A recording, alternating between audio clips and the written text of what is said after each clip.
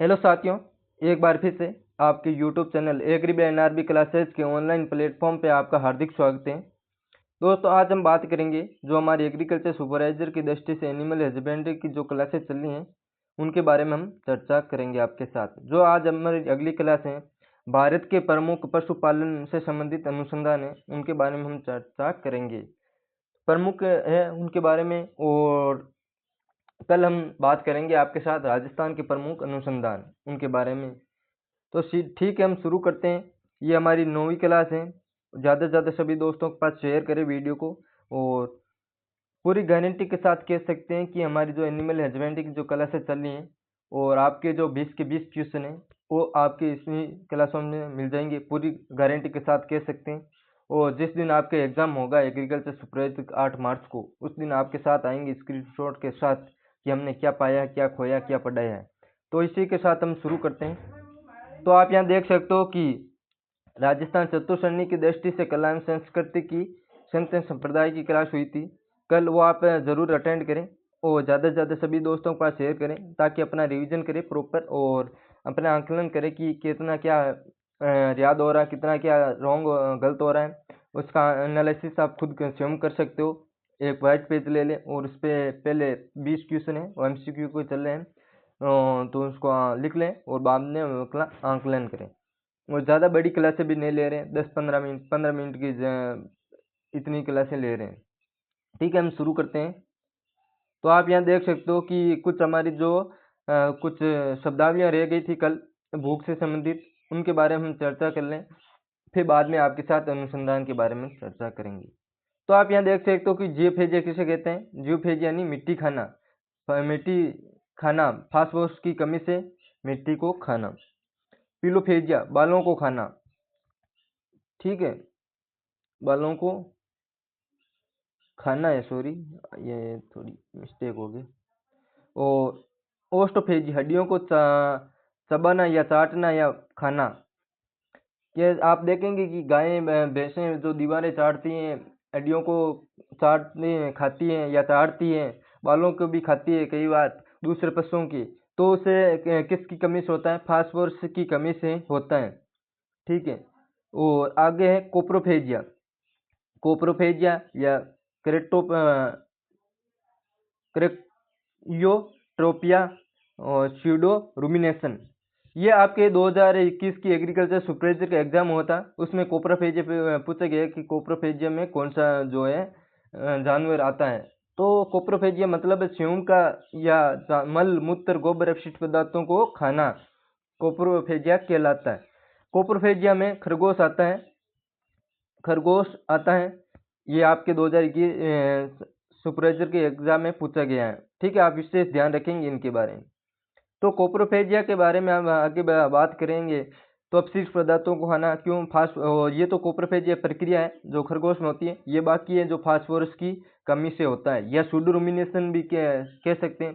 Pseudo रुमिनेंट है वो तो ऊंट है, लेकिन शुभ आबासी जुगली वे कौन सा है? खरगोश है। आगे बात करें तो खरगोश इसकी प्रक्रिया है, जो कोप्रोफेजिया की प्रक्रिया होती है वो खरगोश में 21 दिन की उम्र से यानी 3 सप्ताह की उम्र से शुरू होती है। और खरगोश है वो 2 प्रकार का मल का त्याग करता है, दिन के समय ठोस मल का और रात के समय मुलायम मल का त्याग करता है। इसे खाना ही कोप्रोफेजिया कहलाता है। मुलायम मल को खाना ही कोप्रोफेजिया कहलाता है।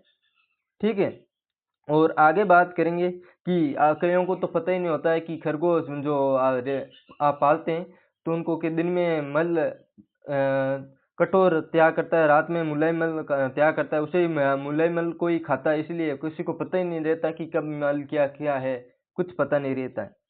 तो आगे हम बात करेंगे इम्पेटोफेजिया। इम्पेटोफेजिया क्या है? प्रसव के पश्चात माँ के द्वारा अपने ही नवजात बच्चों को खाना बनाना नहीं, खाना है या अपने ही बच्चों को खाना इन्फेटोफेजिया कहलाता है। जैसे कुत्ता बिल्ली में इस प्रक्रिया ज़्यादा होती है कि कुत्ती ने बच्चों को जन्म दिया है और उसके 2-3 दिन पश्चात वो बच्चों को खाने लग जाती है भूख के कमी के कारण। ये ज़्यादातर कुत्ता बिल्लियों में ज़्यादा देखने को मिलता है। आगे बात कैनाबिलिज्म, स्व जातीय भक्षक, स्वयं की प्रजाति के जीवों को खाना कैनाबिलिज्म कहलाता है। कैनाबिलिज्म मतलब कुत्ता बिल्ली ये तो है सेमी की बच्चों को खाना। और पोल्ट्री है तो चूजों को चोंच मारना। और नवजात को मतलब कुत्ता बिल्ली तो है नवजात को खाना, और पोल्ट्री है वो चोंच मारना। आगे बात करें, इनपेटोफेजिया एक प्रकार का कैनिबलिज्म ही है। जैसे सेम की प्रजाति खाना, या वो सेम ही है इनपेटोफेजिया। आगे बात करेंगे अल्टोफेजिया, जानवरों के द्वारा एक खाद्य पदार्थों को खाना अल्टोफेजिया कहलाता है। जैसे मिट्टी, बाल, मल, नवजात स्वयं की प्रजातियों का जीव, पॉलीथीन, लकड़ी, कपड़ा, दीवार आदि को चाटना अल्टोफेजिया कहलाता है। अल्टोफेजिया मुख्यतः फास्फोरस की कमी से होता है। ये सबको मिला के अल्टोफेजिया कह सकते हैं। अलग अलग बात करेंगे तो इनपेटोफेजिया जो स्वयं की प्रजातियों को खाना, कैनिबलिज्म स्वयं की प्रजाति के जीव को खाना या चोंच मारना। ये एग्रीकल्चर सुपरवाइजर पूछा जाता है कि कैनिबलिज्म किसे कहते हैं। पोल्ट्री के द्वारा चूजों को चोंच मारना कैनिबलिज्म कहलाता है। और आगे बात करेंगे तो आप यहाँ देख सकते हो कि कोप्रोफेजिया स्वयं का मल खाना, अपशिष्ट पदार्थों को खाना, और पिलोफेजिया बालों को खाना, ओस्टियोफेजिया हड्डियों को चाटना या चबाना, और जियोफेजिया यानी मिट्टी जियोग्राफी है मिट्टी को खाना। ठीक है, आगे बात करेंगे। ये जो नोट्स हैं थोड़े बहुत और रखे हैं।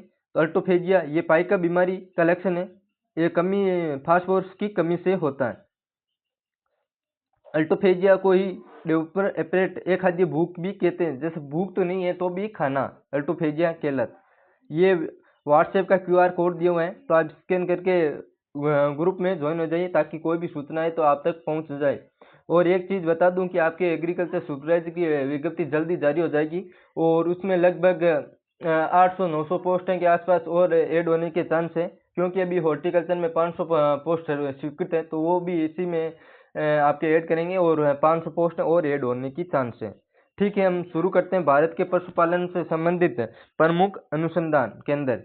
भारत के बाद में बात करेंगे, कल हम राजस्थान के संबंधित बात करेंगे जो सेंट्रल की तो हैं, लेकिन राजस्थान में ये कौन से NRCC national research centre on camel Jorbeer Bikaner, CSWRE विकीनगर मालपुरा टोंक है।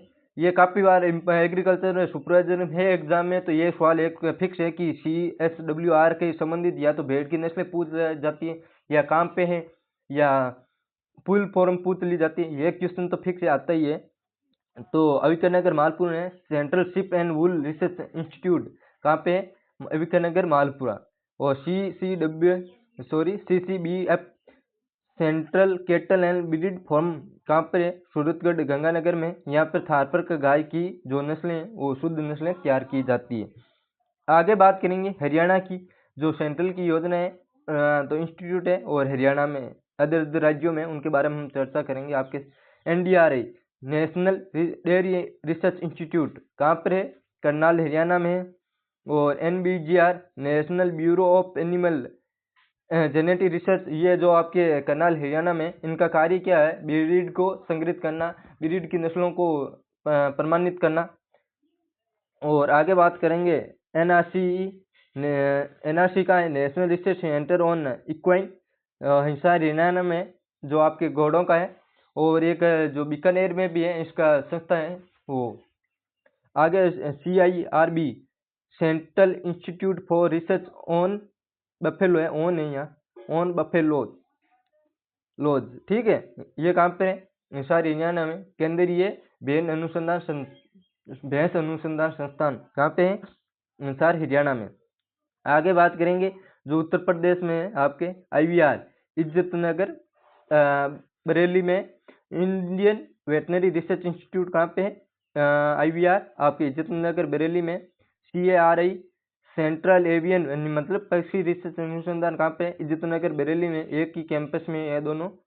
और आगे बात करें तो CIRC मेरठ में central institute for research on kettle, ये है CIRC।